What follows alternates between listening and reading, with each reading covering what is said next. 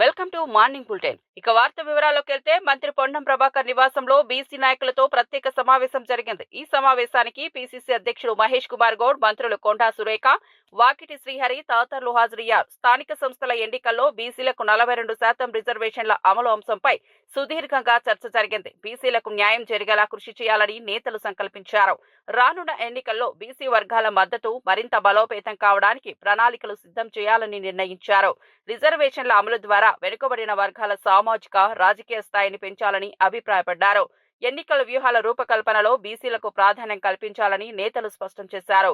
కాంగ్రెస్ బీసీలతో కలిసి బలమైన రాజకీయ శక్తిగా ఎదుగుతుందని నమ్మకం వ్యక్తం చేశారు. వైఎస్ఆర్సీపీ ఎస్సీ సెల్ ఆధ్వర్యంలో రాష్ట్ర వ్యాప్తంగా నిరసన కార్యక్రమాలు జరిగాయి. ప్రభుత్వ రాష్ట్రంలోని మెడికల్ కాలేజీల్లో అమలు చేయాలని చూస్తున్న పీపీపీ విధానానికి వ్యతిరేకంగా కార్యకర్తలు ఆందోళనలు చేపట్టారు. కాకినాడ నగరంలోని ఇంద్రపాలెం బ్రిడ్జి వద్ద అంబేద్కర్ విగ్రహం సమీపంలో పెద్ద ఎత్తున నిరసన కార్యక్రమం జరిగింది. వైఎస్ఆర్సీపీ నేతలు మాట్లాడుతూ పీపీపీ విధానం కారణంగా సామాన్య ప్రజలకు, ముఖ్యంగా పేద, దళిత కుటుంబాలకు మెడికల్ విద్య అందుబాటులో ఉండదని హెచ్చరించారు. ఈ విధానం అమలు అయితే ప్రభుత్వ వైద్య కళాశాలలు ప్రైవేట్ ఆధీనంలోకి వెళ్లిపోతాయని విమర్శించారు. పేదలకు వైద్య, విద్య దూరమవుతుందని ఆవేదన వ్యక్తం చేశారు. వైఎస్ఆర్సీపీ నేతలు ఈ నిర్ణయాన్ని వెంటనే వెనక్కు తీసుకోవాలని ప్రభుత్వాన్ని డిమాండ్ చేశారు. వైఎస్ జగన్మోహన్ రెడ్డి గారు కేంద్ర ప్రభుత్వం ద్వారా 17 మెడికల్ కళాశాలలో గవర్నమెంట్ సెక్టార్ లో మంజూరు చేయించి వాటిలో 5 పూర్తి చేసి 2 పూర్తి చేసేటటువంటి క్రమంలో మిగతా వాటిని కూడా ఫౌండేషన్ వేసి ప్రారంభించి కంటిన్యూ చేసేటటువంటి క్రమంలో ప్రభుత్వం మారిని చంద్రబాబు నాయుడు ముఖ్యమంత్రి అయిన తర్వాత వారి అబ్బాయి విద్యాశాఖ మంత్రిగా ఉన్నప్పుడు వీళ్ళిద్దరూ కలిసి పూర్తిగా దళిత వ్యతిరేక విధానాలు పాటిస్తా ఉన్నారు. ఈవేళ మెడికల్ కాలేజీని ప్రైవేటీకరించడం వల్ల పేద పిల్లలు ఎవరైతే ఉన్నారో ఒక్క దళిత కులంలోనే కాదు అన్ని కులాల్లో ఉన్నటువంటి పేద పిల్లలు కూడా వైద్య విద్యను అభ్యసించలేరు. ప్రైవేట్ కాలేజీల మేనేజ్మెంట్ వాళ్ళు ఇష్టం వచ్చినట్టు ఫీజు పెంచుకోవడం వల్ల సామాన్యుడు మరి లక్షలు పోసి వైద్య విద్యను అభ్యసించేటటువంటి పరిస్థితి ఉండదు. కాబట్టి ఈ కాకినాడ జిల్లా వైఎస్ఆర్ కాంగ్రెస్ పార్టీ ఎస్సీ విభాగం తరఫున జిల్లా అధ్యక్షుడిగా నేను మరి మా పార్టీ నాయకులు, కార్యకర్తలు పార్టీ ఇచ్చినటువంటి ఆదేశానుసారము ఈవేళ తీవ్రంగా నిరసన తెలియజేస్తా ఉన్నాము. ఎట్టి పరిస్థితుల్లోనూ కూడా మెడికల్ కాలేజీలు ప్రైవేటీకరించడానికి అంగీకరించదు వైఎస్ఆర్ కాంగ్రెస్ పార్టీ. అవసరమైతే జిల్లా వైఎస్ఆర్ కాంగ్రెస్ పార్టీ ఎస్సీ విభాగం కూడా పార్టీ ఆదేశాల మేరకు ఉద్యమం చేయడానికి కూడా సిద్ధంగా ఉందని మనం చేస్తున్నాం.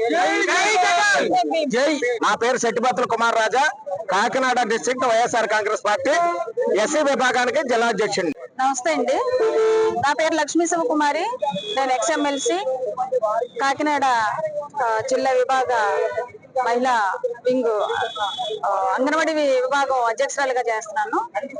ఈరోజు మరి ఏదైతే ఈ కూటమి పరిపాలన ఈ రాష్ట్రానికి అందిస్తున్నటువంటి దుర్మార్గమైనటువంటి పరిపాలనలో భాగంగా ఏదైతే పేదవాడికి వైద్య శాస్త్రాన్ని అందుబాటులో తెచ్చారో జగనన్న, దానిని మరి రాజకీయంగా ఈ రోజు పేద పిల్లలు ఎవరు కూడా మరి వైద్యులు కాకూడదు, డాక్టర్స్ కాకూడదు అనేటువంటి ఏదైతే దుర్మార్గమైనటువంటి ఆలోచనతో ఈ రోజు ఉన్నటువంటి 17 మెడికల్ కాలేజీలని ప్రైవేటీకరణ చేయడానికి కూటమి ప్రభుత్వం సిద్ధపడిందో దానికి నిరసనగా ఈ రోజు ప్రతి రాష్ట్రం అంతా కూడా ప్రతి చోట దళిత సంఘాలు మా వినతిని, మా బాధని, మా గోడిని, అంటే ఒక ఎస్సీ కులాల్లోనే కాదు దళిత కులాల్లో ఉన్నటువంటి పేద విద్యార్థులే కాదు ప్రతి ఆర్భాటంగా పెట్టిన సీ ప్లేన్ ప్రాజెక్ట్ ఇప్పుడు ఏమైందని వైఎస్ఆర్సీపీ ప్రధాన కార్యదర్శి ఎస్వి సతీష్ రెడ్డి ప్రశ్నించారు. చంద్రబాబు ఢిల్లీ పర్యటనలో రాష్ట్రానికి ఎలాంటి ప్రయోజనం చేకూర్చలేదని విమర్శించారు. అసెంబ్లీలో బాలకృష్ణ ప్రవర్తనపై స్పీకర్ చర్యలు ఎందుకు తీసుకోలేదని ఆగ్రహం వ్యక్తం చేశారు. రాష్ట్ర ప్రయోజనాల కంటే వ్యక్తిగత ప్రాజెక్టులు, హంగామా కార్యక్రమాలపై చంద్రబాబు దృష్టి పెట్టారని ఆరోపించారు. ప్రజా సమస్యలను విస్మరించడం తగదని ఆయన స్పష్టం చేశారు. వైఎస్ఆర్సీపీ నాయకత్వం మాత్రం ప్రజా సంక్షేమం కోసం కృషి చేస్తోందని చెప్పారు. రాబోయే ఎన్నికల్లో చంద్రబాబు అసలైన బలహీనత బహిర్గతమవుతుందని వ్యాఖ్యానించారు. ఆ రోజు పెద్ద ఎత్తున ప్రారంభోత్సవానికి చాలా పెద్ద ఎత్తున డబ్బులంతా కూడా ప్రభుత్వ డబ్బులు ఖర్చు పెట్టి ప్రారంభోత్సవం చేశారు. చంద్రబాబు నాయుడు గారు ఏమైంది ఆ సీ ప్లేన్? నేను అడుగుతున్నాను, ఈరోజు నువ్వు ఇక్కడ ఉన్నటువంటి దుర్గమ్మ దగ్గర నుంచి శ్రీశైలం వరకు పోయేదానికి సీ ప్లేన్ పెడతామని చెప్పావు. ఆ రోజు నువ్వు, రామ్మోహన్ నాయుడు గారు అందరూ కూర్చొని ప్రారంభోత్సవం చేశారు. మరి ఏమైపోయింది ఆ సీ ప్లేన్? ఈ రకంగా ఏ మాట చెప్పినా కూడా ఒక ప్రజలకు ఏదో ఒక అద్భుతం చేసి పెడతామని చెప్పి అనుకుంటా అరిచేతిలో వైకుంఠం చూపించడం తప్పితే వాస్తవంగా మీరు చేసేది ఏమైనా ఉందా? ఇటీవల కాలంలో మీరు చాలాసార్లు ఢిల్లీకి పోతున్నారు. ఢిల్లీకి పోయినటువంటి పరిస్థితుల్లో ఈ రాష్ట్రానికి ఒరిగింది ఏంది మీరు చెప్పాలా? కోడెల శివప్రసాద్ ఆ రోజు ఫర్నిచరు తీసుకుంటే తప్పులు పట్టావు కదా, మరి నువ్వు ఇంతవరకు హాజరు కాలేదని చంద్రబాబు నాయుడు గారికి గుర్తు చేస్తున్నాను. ఏ రోజైతే జగన్మోహన్ రెడ్డి గారు పదవి నుంచి దిగిపోయారో ఆ మరుసటి రోజే కూర్చొని జీఏడీకి లేఖ పంపించారు. ఇక్కడ పార్టీ కార్యాలయం నుంచి ముఖ్యమంత్రి గారి నివాసం నుంచి, అంటే జగన్మోహన్ రెడ్డి గారి నివాసం దగ్గర నుంచి మీకు లేఖ రాశారు. అయ్యా, ప్రభుత్వానికి సంబంధించినటువంటి ఫర్నిచర్ అంతా ఉంది, మీరు దీన్ని స్వాధీనం చేసుకోండి, మీరు వెంటనే మీరు తీసుకొని పోండి అని చెప్పారు. మా యొక్క పార్టీ ఇన్ఛార్జ్ అప్పిరెడ్డి గారు అనేక లెటర్లు రాశారు మీకు జీఏడీకి. ఈ యొక్క ఫర్నిచర్ని ఏం చేయాలనో తెలుసుకోండి, లేకుండా ఉంటే మీరు ఎక్కడికి తెచ్చి స్వాధీనపరచాలనో చెప్పండి, మేము స్వాధీనపరుస్తామని చెప్పి అప్పిరెడ్డి గారు మిమ్మల్ని అనేక సందర్భాల్లో కోరారు. ఒక పార్టీ ఆఫీస్ ఇన్ఛార్జిగా మీరు ఇంతవరకు స్పందించలే. మీరు స్పందించకుండా ఉంటే ఆఖరికి కోర్టుకు పోయినాం. వైఎస్ఆర్ కాంగ్రెస్ పార్టీ తరఫున ఇక్కడటువంటి ఈ ఫర్నిచర్ని ఏం చేయాలయా మేము అని చెప్పి కోర్టును కోరినాం. ఇంత దౌర్భాగ్యమైన పరిస్థితిలో మీరుండి ఫర్నిచర్ హ్యాండ్ ఓవర్ చేసుకోనంటే ఫర్నిచర్ హ్యాండ్ ఓవర్ చేసుకోకుండా పైపెచ్చు కోడెల శివప్రసాద్ గారిని ఫర్నిచర్ అడిగితే ఆయన ఆత్మహత్య చేసుకున్నారని చెప్పి జగన్మోహన్ రెడ్డి గారికి ఆపాదిస్తున్నారే, ఇది నీతిమాలిన పని కాదా చంద్రబాబు నాయుడు గారు అని అడుగుతున్నాం. కానీ ఈరోజు చంద్రబాబు నాయుడు గుర్తుపెట్టుకోండి, ఎవ్వడు అసెంబ్లీలో జరిగేటువంటి ప్రొసీడింగ్స్ చూడాలంటే ఇష్టం కూడా పడడం లేదు. ఎందుకంటే ప్రతిపక్షం అనేది లేకుండా చేశాం. నేను అడుగుతున్నాను చంద్రబాబు నాయుడు గారిని, అయ్యా నీ బాధ్యత కాదా అపోజిషన్ పార్టీని ఎప్పుడైనా వాళ్ళు చర్చలు జరిగేటప్పుడు ఏదైనా చేస్తే అక్కడటువంటి చీఫ్ విప్పులు వచ్చి చర్చలు జరిపి అపోజిషన్ వాళ్ళను. చేవెళ్ల నియోజకవర్గం నవాబ్పేట మండలంలో బీజేపీ నుంచి బీఆర్ఎస్ పార్టీలో చేరికలు జరిగాయి. మాజీ మంత్రి ఎమ్మెల్యే సవితారెడ్డి సమక్షంలో బీజేపీ మాజీ మండల అధ్యక్షుడు నరేందర్ రెడ్డి తన అనుచరులతో బీఆర్ఎస్ లో చేరారు. మొత్తం 200 మందికి పైగా కార్యకర్తలు ఈ చేరికలో పాల్గొన్నారు. నరేందర్ రెడ్డి మాట్లాడుతూ ప్రజాసేవ కోసం బీఆర్ఎస్ పార్టీలో చేరామని చెప్పారు. బీఆర్ఎస్ అభివృద్ధి పథకాలు తమను ఆకట్టుకున్నాయని తెలిపారు. పార్టీకి బలమైన స్థాయిలో పనిచేస్తామని హామీ ఇచ్చారు. సవితా ఇందారెడ్డి మాట్లాడుతూ బీజేపీతో విసిగెత్తిన ప్రజలు పెద్ద సంఖ్యలో బీఆర్ఎస్ వైపు వస్తున్నారని పేర్కొన్నారు.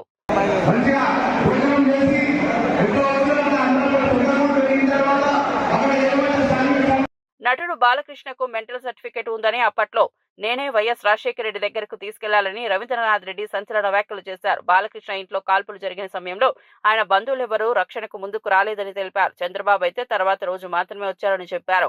జైలుకు వెళ్లకుండా ఆపడానికి నేనే ప్రయత్నించానని, మెంటల్ సర్టిఫికెట్ కారణంగా బాలకృష్ణ అరెస్ట్ చేయొద్దని అప్పట్లో వైఎస్ వద్ద చెప్పారని రవీంద్రనాథ్ వెల్లడించారు. ఈ వ్యాఖ్యలు ఇప్పుడు రాజకీయంగా చర్చనీయాంశంగా మారాయి. నాకు బాలకృష్ణ ఫోన్ చేసి నన్ను రమ్మని, నేను హైదరాబాద్కు పోయి రాజశేఖర రెడ్డి గారికి రికమెండ్ చేయండి అని చెప్పేసి నా పైన ఈ రకంగా కేసు వచ్చింది, సో నేను జైలుకు పోకోకుండా నన్ను కాపాడమని చెప్పేసి ఆయన నన్నే రిక్వెస్ట్ చేయడం జరిగింది.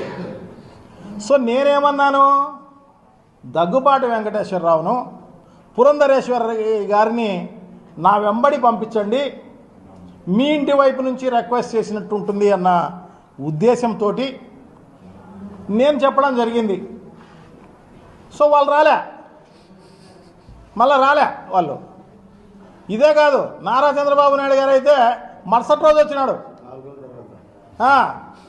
3-4 రోజుల తర్వాత ఈ బాలకృష్ణన్ చూడనీకి. సో వాళ్ళ బంధువులు ఎవరైతే ఉన్నారో వాళ్ళు ఎవరు వచ్చిన పరిస్థితి లేదు. దగ్గుబాటి వెంకటేశ్వరరావు, పురంధరేశ్వరి గారు అప్పుడు కాంగ్రెస్లో ఉన్నారు.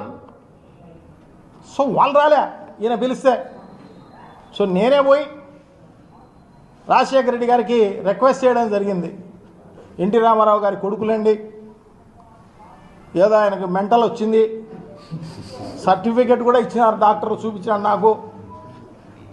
సో ఈ మెంటల్ వచ్చిన దాంట్లో భాగంగా ఎవరినంటే వాళ్ళని కాలుస్తున్నాడు. సో ఆ రకంగా కాల్ చేసినాడు తప్ప నిజంగా మంచివాడే అతను, ఉద్దేశపూర్వకంగా ఏం కాదు అని చెప్పేసి పాపం మేము అతని గురించి రిక్వెస్ట్ చేయడం జరిగింది. రిక్వెస్ట్ చేస్తే ఇమ్మీడియట్గా పాపం రాజశేఖర రెడ్డి గారు స్పందించడం జరిగింది. దాంట్లో ఇమ్మీడియట్గా అరెస్టులు ఏమీ చేయబాకండి అని చెప్పేసి ఇమ్మీడియట్గా పోలీసు అధికారులకు చెప్పడం జరిగింది. ఆయన దాని తర్వాత హాస్పిటల్కి పోవడం జరిగింది. తర్వాత హాస్పిటల్లో కొన్ని రోజులు అలా జరగడం జరిగింది. తర్వాత రాజీ కావడం జరిగింది. ఇదేదో ఆ రకంగా అయిపోయింది అనమాట. సో అంత మేలు చేయడం జరిగింది. అది కూడా మర్చిపోయి ఈ రకంగా జగన్మోహన్ రెడ్డి గారు సైకో ఏందండి. జగన్మోహన్ రెడ్డి గారు ఒక దార్శనికుడు, ఒక దూరదృష్టి. ప్రపంచంలో ఒక్క తెలంగాణలోనే పూలను పూజించే ప్రత్యేకమైన పండుగ బతుకమ్మ అని మంత్రి కొండా సురేఖ అన్నారు. అటవీ, పర్యావరణ మరియు దేవాదాయ శాఖ మంత్రి మాట్లాడుతూ బతుకమ్మ పండుగ తెలంగాణ సంస్కృతి సంప్రదాయాలకు ప్రతీకగా నిలుస్తుందని తెలిపారు. ఈ పండుగలలో మహిళలు ప్రధాన పాత్ర పోషిస్తూ సమాజంలో ఐక్యత, స్త్రీ శక్తిని ప్రతిబింబిస్తారని పేర్కొన్నారు. పూలతో తయారైన బతుకమ్మను గౌరవించడం, గంగమ్మను పూజించడం ద్వారా ప్రకృతి పట్ల కృతజ్ఞతను తెలుపుతున్నామని చెప్పారు. తెలంగాణ గర్వకారణంగా నిలిచిన ఈ పండుగను అన్ని వర్గాల ప్రజలు ఏకతాటిపై జరుపుకోవాలని పిలుపునిచ్చారు. ఆట అనేది తీరొక్క పువ్వుతోటి బతుకమ్మను పేర్చి మరి ఆ బతుకమ్మను పూలనే పూజించే పండుగ ఈ బతుకమ్మ పండుగ. మరి మనం దేవుళ్ళను పూజిస్తాము పూలతో, కానీ పూలను పూజించేటువంటి ఒకే ఒక పండుగ బతుకమ్మ. అది కేవలం ఒక తెలంగాణలోనే మాత్రమే జరుగుతుంది, ప్రపంచంలో ఎక్కడా కూడా జరగదు.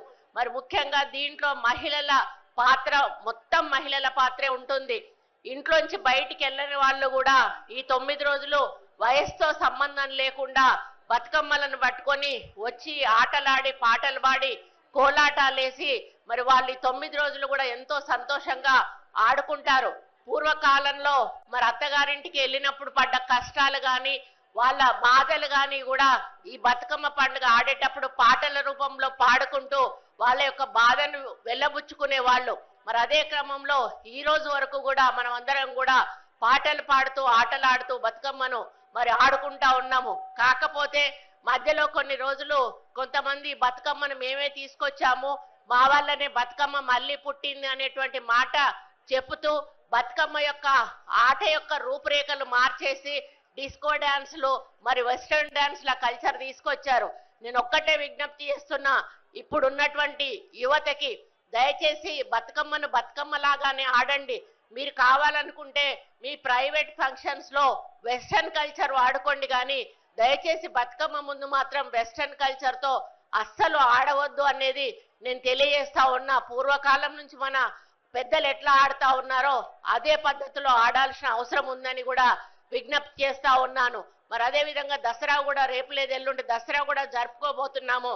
మరి ఆ దసరా సందర్భంగా కూడా మీ అందరికీ శుభాకాంక్షలు తెలియజేస్తూ మళ్ళీ ఒకసారి బతుకమ్మ ఇది గిన్నీస్ బుక్ లో ఎక్కిన మన తెలంగాణ ప్రభుత్వానికి, అదే విధంగా దసరా ఉత్సవాలు జరుపుకోబోతున్న మీ అందరికీ కూడా పేరు పేరున ధన్యవాదాలు అర్పించుకుంటూ మమ్మల్ని ఆహ్వానించి ఇంత మంచి కార్యక్రమంలో పాల్పంచుకునే అవకాశం కల్పించిన తెలంగాణ ప్రజలకు కల్వకుంట్ల కుటుంబం మాత్రమే బాకీ ఉందని టీపీసీసీ అధికార ప్రతినిధి డాక్టర్ లింగం యాదవ్ వ్యాఖ్యానించారు. బీఆర్ఎస్ పాలనలో రాష్ట్ర ప్రజలు ఎన్నో ఇబ్బందులు ఎదుర్కొన్నారని ఆయన ఆరోపించారు.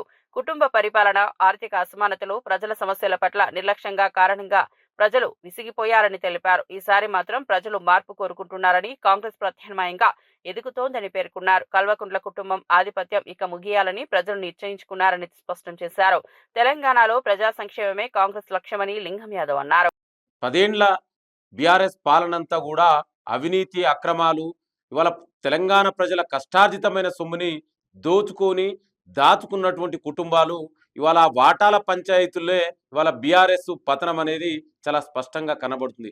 స్వయంగా మీ చెల్లె చాలా స్పష్టంగా చెప్పేది కేసీఆర్ బీఆర్ఎస్ పాలన ఎంత అవినీతిమయమైంది అనేది. ఇవాళ మీరు హామీల గురించి మాట్లాడితే ఇవాళ తెలంగాణ ప్రజలు మీ మాటలను చూసి అసహించుకుంటున్నారు. ఇవాళ ముందుగా తెలంగాణ ప్రజలకు కల్వకుంట్ల కుటుంబం, కేసీఆర్ ఫ్యామిలీ, బీఆర్ఎస్ నాయకులే తెలంగాణ ప్రజలకు బాకీ ఉన్నారు. ఇవాళ ఆనాడు మీరు మీ నాన్న ఏమన్నాడు, కేసీఆర్ గారు దళిత ముఖ్యమంత్రి, దళితులకు 3 ఎకరాలు, ఇంటికో ఉద్యోగం, కేజీ టు పీజీ ఉచిత విద్య, అదేవిధంగా నిరుద్యోగ వృత్తి, అదేవిధంగా ముస్లింలకు 12% రిజర్వేషన్, ఎస్టీలకు 12% రిజర్వేషన్, ఇవాళ డబుల్ బెడ్రూమ్లు, ఇవన్నీ మీ అయ్యా బీఆర్ఎస్ పాలన కేసీఆర్ తెలంగాణ ప్రజలకు బాకీలున్నారు. మీరు బాకీ గురించి మాట్లాడితే చాలా హాస్యాస్పదంగా ఉంది. తెలంగాణ మిగులు బడ్జెట్ రాష్ట్రాన్ని మీకు అప్పగిస్తే 10 ఏళ్లల్లా లక్షల కోట్ల 8 లక్షల కోట్ల అప్పు చేసినటువంటి, బాకీ చేసినటువంటి దుర్మార్గ పాలన మీరా బాకీల గురించి మాట్లాడేది. ముందు తెలంగాణ ప్రజలకు ఎవరన్నా బాకీ ఉన్నారంటే అది కల్వకుంట్ల కుటుంబం మాత్రమే. ఇవాళ కాంగ్రెస్ ప్రజాప్రభుత్వం, మేము ఇవాళ అభివృద్ధి, సంక్షేమము, సామాజిక న్యాయమే ధ్యేయంగా ఇవాళ ప్రజలకు అందుబాటులో ఉంటూ మేమిచ్చినటువంటి గ్యారంటీలను అమలు చేసుకుంటూ ఇవాళ దేశంలోనే తెలంగాణ రాష్ట్రాన్ని ఒక మోడల్ రాష్ట్రంగా, ఒక ఆదర్శ రాష్ట్రంగా తీర్చిదిద్దడం కోసం గౌరవ ముఖ్యమంత్రి రేవంత్ రెడ్డి గారి ఆధ్వర్యంలో ఇవాళ తెలంగాణ ప్రజాప్రభుత్వం ముందుకెళ్తుంటే మీరు చేసిన మోసాలు మీరు ఇంకా తెలంగాణ ప్రజలు మర్చిపోలేదు. ఇంకా కూడా మీ దుర్మార్గాలు తెలంగాణ ప్రజలకు ఇంకా కండ్లల్లో మెదులుతున్నాయి. మీరు ఆనాడేమన్నారు? అమరవీరులను కూడా మోసం చేసినటువంటి వ్యక్తులు ఆనాటి పాలకులు, కేసీఆర్ ఫ్యామిలీ. మీరు ఇవాళ హామీల గురించి మాట్లాడితే బీఆర్ఎస్ హయాంలో తెలంగాణ అప్పుల పాలైనప్పటికీ ఇప్పుడు కేటీఆర్ కాంగ్రెస్ పై నిందలు వేయడం సిగ్గుచేటని Hyderabad market committee vice chairman Kotla Srinivas అన్నారు. ఆయన మాట్లాడుతూ గతంలో బీఆర్ఎస్ ప్రభుత్వం చేసిన ఆర్థిక దుర్వినియోగం వల్లే రాష్ట్రం అప్పుల్లో కూరుకుపోయిందని గుర్తు చేశారు. అయినప్పటికీ ఇప్పుడు కాంగ్రెస్ పై విమర్శలు చేయడం విరుద్ధమని తెలిపారు. కాంగ్రెస్ ప్రభుత్వం అభివృద్ధి కోసం ప్రణాళికాబద్ధంగా పనిచేస్తోందని, అప్పులను తగ్గించేందుకు కృషి చేస్తోందని చెప్పారు. ప్రజలు ఇక బీఆర్ఎస్ మాటలు నమ్మరని, అభివృద్ధి కోసం కాంగ్రెస్ ఆశ్రయిస్తారని అన్నారు. గాంధీ గారు తెలంగాణ ఇచ్చే నాటికి 16,000 కోట్ల ధనిక రాష్ట్రంగా ఇస్తే, సర్ప్లస్ రాష్ట్రంగా ఇస్తే, మీ అయ్యా ఈ రాష్ట్ర ముఖ్యమంత్రిగా ప్రమాణ స్వీకారం చేసే నాటికి ధనిక రాష్ట్రంగా ఉన్న రాష్ట్రాన్ని దివాలు తీసిన రాష్ట్రంగా తీర్చిదిద్దింది ఘనత మీకు కాదా? ఆ రోజు ఆర్థిక విధ్వంసం, ఆర్థికంగా ఇలా ప్రజలను నట్టేట ముంచిన చరిత్ర మీది. అదేవిధంగా ఉద్యోగాల విధ్వంసం, నీళ్ల విధ్వంసం, అదేవిధంగా అనేక రకాలుగా ఈ రాష్ట్రంలోని అన్ని రంగాలలో విధ్వంసం సృష్టించింది గత ప్రభుత్వం కేసీఆర్ గారి నాయకత్వంలో కాదా అని సందర్భంగా నేను అడగదలుచుకున్నా. ఈ రోజు మీరు కాంగ్రెస్ బాకీ అని చెప్పుకోవడానికి సిగ్గు ఉండాలని సందర్భంగా అడుగుతా ఉన్నాను. గౌరవ ముఖ్యమంత్రి రేవంత్ రెడ్డి గారు వచ్చిన తర్వాత మీరు చేసిన అప్పులు, మీరు కట్టవలసిన వడ్డీలు ఈ రోజు ప్రభుత్వానికి భారం అయినప్పటికీ కూడా ఈ రోజు ప్రభుత్వం భరిస్తూ ముందుకెళ్తున్న సంగతి నీకు కళ్ళుండి కబోదివా అని సందర్భంగా అడుగుతా ఉన్నాను. ఎందుకంటే ఏ విధ్వంసం జరిగిందో గతంలో ఆ విధ్వంసాన్ని పూడుస్తూ ఈ రోజు నీళ్ల పరిరక్షణ కోసము, తెలంగాణకు రావాల్సిన వాటా కోసము ఈ రోజు ఎన్నో సంప్రదింపులు జరుపుతున్నా ఉన్నాం గౌరవ ముఖ్యమంత్రిని, అదేవిధంగా మా కెప్టెన్ ఉత్తమ్ కుమార్ రెడ్డి గారు. అదేవిధంగా మరి మీ హయాంలో ఏ నీళ్ల కోసము, నిధుల కోసము, నియమాల కోసం ఉద్యమం జరిగిందో ఆ ట్యాగ్ లైన్ లో తుంగలో తొక్కిన దరిద్ర ప్రభుత్వము టిఆర్ఎస్ ప్రభుత్వం కాదా అని సందర్భంగా అడుగుతా ఉన్నా. గతంలో డిసెంబర్ 7 తారీఖు నాడు గౌరవ ముఖ్యమంత్రి రేవంత్ రెడ్డి గారు ప్రమాణ స్వీకారం చేసిన ఎల్బీ స్టేడియం సాక్షిగా మేము ఎన్ని ఉద్యోగాలు ఇచ్చినామో చర్చకు సిద్ధమా కేటీఆర్ గారు అని అడగదలుచుకున్నా. ఈ రోజు నీళ్లు కానీ, నిధులు కానీ, అదే విధంగా నియమాల కన్నా ట్యాగ్ లైన్లు లైవ్ లో ఉంచిన గొప్ప మనసున్న ప్రజానాయకుడు గౌరవ ముఖ్యమంత్రి రేవంత్. 2047 నాటికి ఆంధ్రప్రదేశ్ ను $2.47 ట్రిలియన్ ఆర్థిక వ్యవస్థగా తీర్చిదిద్దడమే తన లక్ష్యమని సీఎం చంద్రబాబు స్పష్టం చేశారు. ఈ లక్ష్యాన్ని చేరుకోవడానికి 10 విధానాలు రూపొందించామని చెప్పారు. ఉపాధి కల్పన, పేదరిక నిర్మూలన, లాజిస్టిక్ మెరుగుదల, పెట్టుబడుల ప్రోత్సాహం, మౌలిక వస్తువుల వంటి అంశాలను ప్రాధాన్యంగా తీసుకుంటున్నామని తెలిపారు. సమ్మిళిత వృద్ధి రేటు ద్వారా అన్ని వర్గాలకు సమానంగా లాభాలు చేకూరేలా కృషి చేస్తామన్నారు. అంతర్జాతీయ ప్రమాణాలతో ఏపీని అభివృద్ధి రాష్ట్రంగా తీర్చిదిద్దడమే టీడీపీ ప్రభుత్వం లక్ష్యమని చంద్రబాబు స్పష్టం చేశారు. This goal is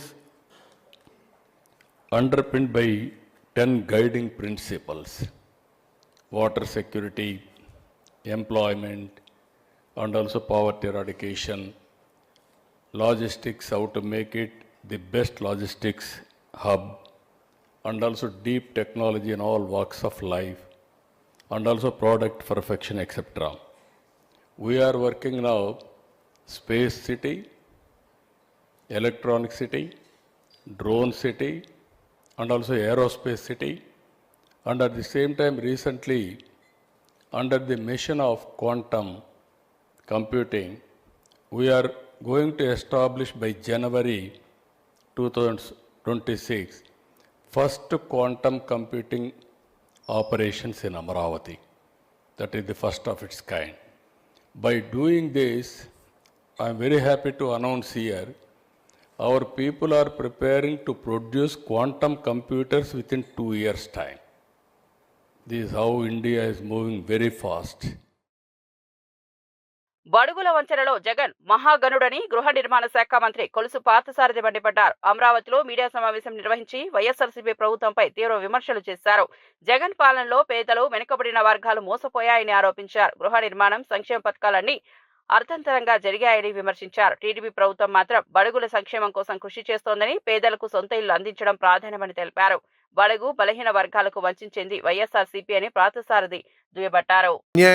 అన్యాయంగా హత్యకు గురైన చంద్రయ్య గారి కుటుంబానికి ఒక మేలు చేస్తూ ఉంటే అడ్డుకోవటంతో, వైసీపీ అడ్డుకోవడంతో దాని యొక్క బీసీల పట్ల ప్రేమ ఏంటో అర్థమవుతుందని చెప్పేసి ఈ సందర్భంగా నేను మనవి చేస్తా ఉన్నా. నేను జగన్మోహన్ రెడ్డి గారి హయాంలో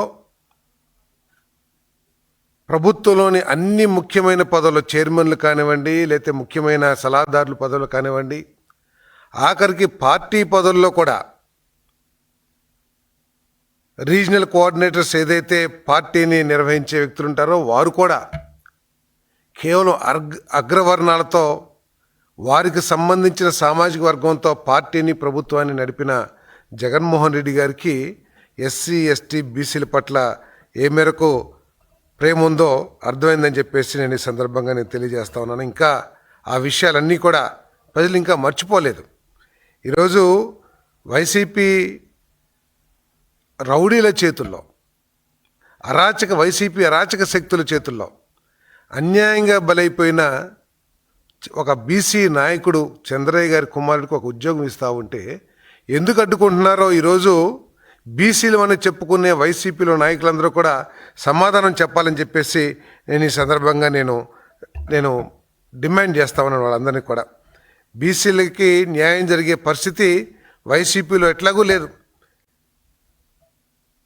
గతంలో కార్పొరేషన్లు ఏర్పాటు చేసి కేవలం నామమాత్రంగా వాళ్ళని ఆ కుర్చీలకు పరిమితం చేసి, కొంతమందికి కుర్చీలు కూడా లేకోకుండా అవమానం చేసిన బీసీ కార్పొరేషన్ చైర్మన్లు అవమానం చేసిన వైసీపీ తీరేంటో ఈ ప్రజలు ఇంకా మర్చిపోలేదు. గుంటూరు తూర్పు ఎమ్మెల్యే మహమ్మద్ నసీర్ అహ్మద్ మీడియా సమావేశంలో ఆటో డ్రైవర్లకు చంద్రన్న దసరా కానుక ప్రకటించారు. ఆయన మాట్లాడుతూ ఆటో డ్రైవర్ల కష్టాలను తగ్గించేందుకు టీడీపీ ప్రభుత్వం ప్రత్యేక పథకాలు రూపొందిస్తోందని చెప్పారు. పండుగ సందర్భంలో ఆర్థిక సాయం, పథకాల రూపంలో మద్దతు అందజేస్తామని తెలిపారు.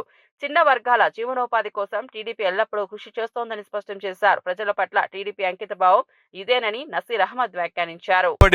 పరిస్థితులున్నాయి. ఒక పక్కన గుంతల రోడ్లు, పోలీసుల కేసులు, ఆటో కార్మికుల వేధింపులు, దౌర్జన్యాలను అన్ని కూడా తెలుసుకున్నటువంటి నారా లోకేష్ గారు ఈరోజు కూటమి ప్రభుత్వం చెప్పినటువంటి మాట ప్రకారం అక్టోబర్ 4వ తారీఖున ఆటో కార్మికుల కోసం ప్రతి ఒక్క ఆటో కార్మికుడికి కూడా 15,000 రూపాయలు వాళ్ళ ఖాతాలో జమ చేస్తున్నటువంటి పరిస్థితులు. వాళ్ళను ఆర్థికంగా ఆదుకోవాలనేటువంటి ఆలోచనతో ముఖ్యంగా గత ప్రభుత్వంలో 10,000 ఇచ్చి చేతులు దులుపుకున్నటువంటి పరిస్థితులు. 10,000 ఇచ్చినప్పటికి కూడా ఆనాడు ప్రతి ఒక్క ఆటో మీద కూడా వేలాది పన్నులు వేసేటువంటి పరిస్థితులు, అనేక రకాలుగా వారిని ఇబ్బంది పెట్టేటువంటి పరిస్థితులు.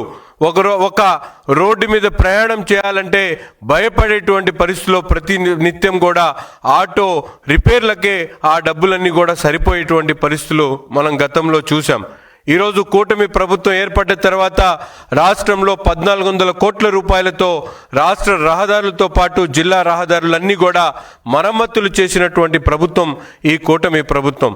ఈరోజు ఆటో కార్మికులే కాదు, రాష్ట్రంలో ఉన్నటువంటి లారీ యజమానులు, ముఖ్యంగా కార్మిక రంగాన్ని పూర్తిగా కుదేలు చేసినటువంటి గత ప్రభుత్వాన్ని ఈరోజు తలుచుకొని, ముఖ్యంగా ఈ కూటమి ప్రభుత్వం ఏర్పడ్డ తర్వాత గ్రీన్ ట్యాక్స్ ఏదైతే కేంద్రం 200 రాచకొండ కమిషనరేట్ పోలీసులు భారీ ఎత్తున గంజాయి పట్టుకున్నారు. రంగారెడ్డి జిల్లా అబ్దుల్లాపూర్ మెట్ మండలం కొత్తగూడెం వద్ద 6,25,00,000 రూపాయల విలువైన 1,210 కిలోల గంజాయి స్వాధీనం చేసుకున్నారు. సిమెంట్ బస్తాల మధ్య దాచిన గంజాయిని తరలిస్తున్న డీసీఎం వాహనాన్ని అదుపులోకి తీసుకున్నారు. ఒడిశా నుండి రాజస్థాన్ కు తరలించే ప్రయత్నంలో డ్రైవర్ విక్రమ్ విష్ణయ్ను పోలీసులు అరెస్ట్ చేశారు. ఖమ్మంలో సిమెంట్ బస్తాలు కొనుగోలు చేసి వాటి మధ్యలో గంజాయి పెట్టారని పోలీసులు తెలిపారు.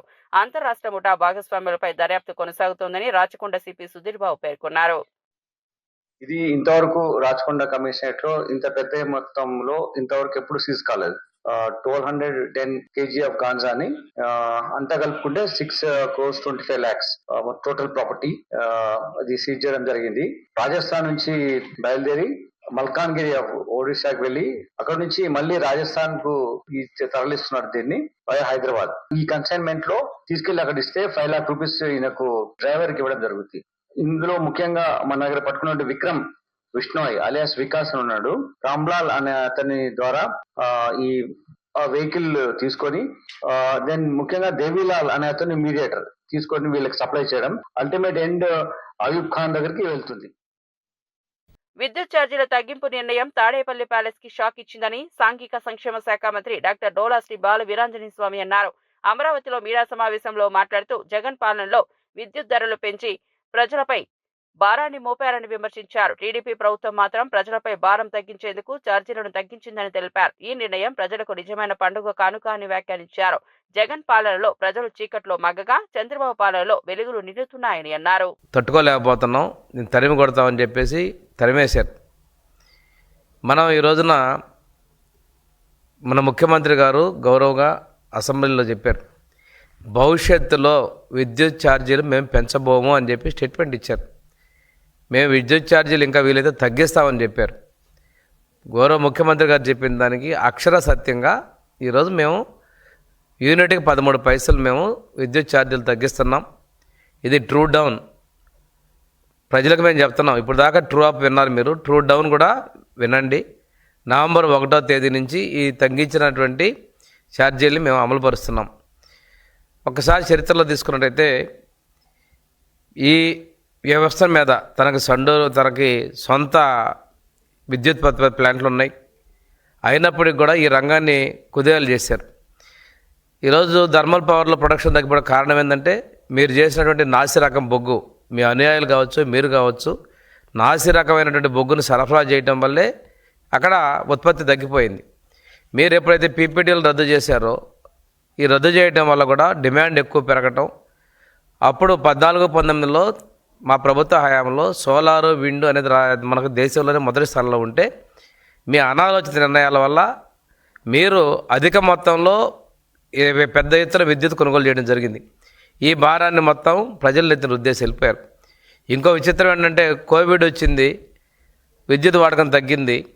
మీ నిర్లక్ష్యం ఫలితంగా 23, 24 ఇదంతా కూడా మీరు 20 నుంచి విపరీతంగా తగినంత పవర్ విద్యుత్ ఉత్పత్తి చేయలేక బయట నుంచి ఇష్టానుసారంగా మీ సొంతం అన్నట్టుగా మీ కమిషన్లు తీసుకున్నారు, ఏం చేసుకున్నారు కానీ అత్యధికంగా ఎక్కువ రేట్లు కొనుగోలు చేశారు. మీ పాపాన్ని కూడా తర్వాత వచ్చినటువంటి మేము కొనసాగించాల్సిన పరిస్థితి చేశారు. ఎందుకంటే మీరు ముందంతా పెంపకుండా ఈఆర్సీకి రెగ్యులేటరీ కమిటీ మీరు పంపించకుండా వాటిని పీపీఎల్ గురించి, ట్రూ అప్ ఛార్జీల గురించి ఎన్నికల ముందు పంపిస్తే వాటిని అమలు చేయడం జరిగింది. దానికోసం మధ్యలో రేట్లు పెంచుతారని చెప్పి ఒక తప్పుడు ప్రచారాన్ని మీ పత్రిక ద్వారా మీరు పంపించి లేనిపోని ప్రజలు ఒక అయోమయాన్ని కూడా కలగజేశారు. మీకు చేసేది తక్కువ, అసత్యాలు ప్రచారం చేసుకోవడం ఎక్కువ, ఈ విధంగా చేసి మా మీద నింద వేశారు. అయినప్పటికీ కూడాను మేము ఇచ్చిన మాట ప్రకారం విద్యుత్ ఛార్జీలు పెంచబోము. ఇవి బులెటిన్ అప్డేట్స్. మరో బులెటిన్లో మళ్ళీ కలుద్దాం.